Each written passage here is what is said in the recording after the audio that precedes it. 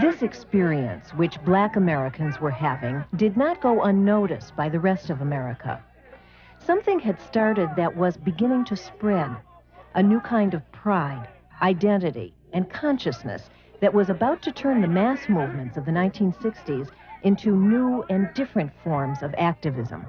Now, we fought the public accommodations fight 10 years ago with the blacks. Are we going to have to start all over again with women? How about, would you like a sign up there that said blacks only or whites only?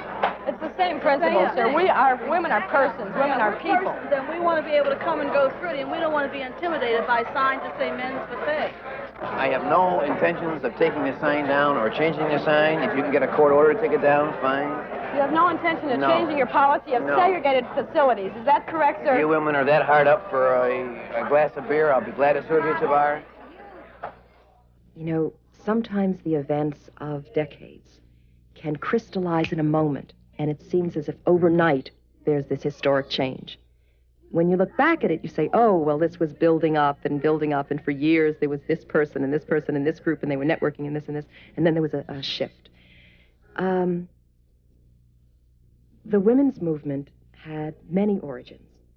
In part, it owes its renewed birth to the civil rights movement, because there was then a lesson for the women of America of how blacks at that time were taking their life into their own hands. Is my bacon ready yet? 20 past 8. Some more toast, Teen. Hey, Teen, why don't you get cracking on a thorough fall house cleaning campaign around here? Get the floors waxed, get the windows washed, get this place looking as if civilized people are in residence,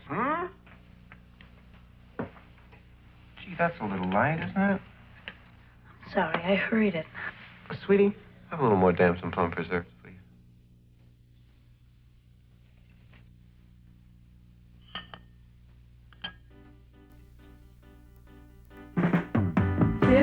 Years ago last year, women got to vote, I hear, but we just sat on dusty shelves because we never helped ourselves.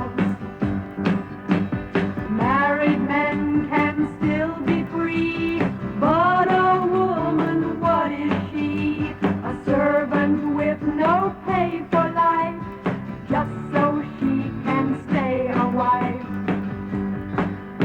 A status symbol with a ring. Tell me what that's gonna bring.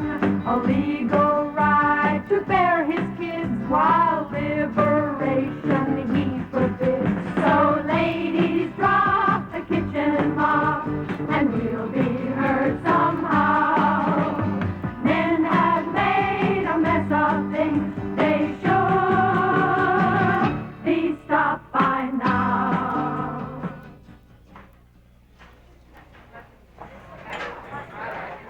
In 1970, America was still very much a man's world. More women than ever were joining the workforce, but at the same time, they were still expected to be the traditional housewives and mothers of a generation earlier.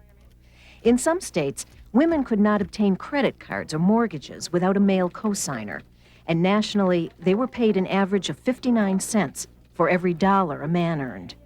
In short, American women were still second-class citizens. It's hard for a kid growing up now to realize that in 1964, 5, 6, whenever, if a woman sat on a park bench reading a book, chances were she would be interrupted, and that the man who came up to her would assume that she would rather talk to him than read the book. If two women were in a restaurant eating together, it was common for a man or a couple of men to come up to them and assume that they were there to be talked to and that they weren't there for any purpose of themselves. It's hard to believe that this happened, because it doesn't, and that really has changed. I mean, there really have been significant changes in our relationships. And but that was not true in the 60s. And so what began to happen in 1970, 71 is that women began to they set up these consciousness-raising groups in which they would, for the first time, not be interrupted. And everything was talked about, everything from high school to your first menstruation to your first sex to everything was talked about. But the principle was that you went around in a circle and no one interrupted you. The biggest change, which is still affecting me, is that I now really like women, and I didn't like women before. Women were not usually educated, they were not usually very vital, they were usually passive, so I thought men were cooler. I don't want to see women adopting a lot of the, I think, bad characteristics that are usually considered masculine, such as aggressiveness up to the point of fighting. And I don't think that, we do not want to become that way. But we are that way. Men become softer. Women just fight in a different way. It was like a flash ignition. It would be like lighting your gas furnace, and it would just go boom. And all of a sudden,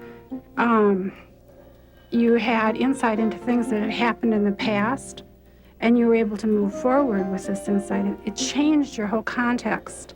And it happened in a group with other people who were experiencing the same thing. So you felt validated, you didn't feel crazy anymore, and you knew that really what you were saying and feeling was the truth. And that's when women suddenly understood that their own personal history was significant. And that's where the phrase, the personal is political, came from. And that connection of realizing that the personal is political and therefore justifies political action was one of the revolutionary ideas of the beginning of the women's movement. Sisterhood is powerful. Join us now.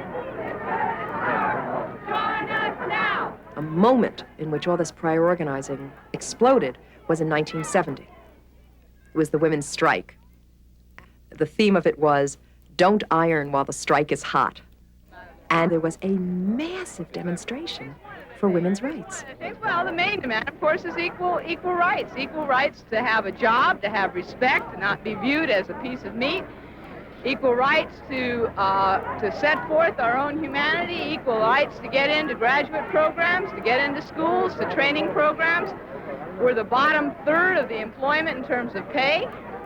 We represent, nonetheless, 34% of the workforce, yet we're the first to be laid off and the last to be hired.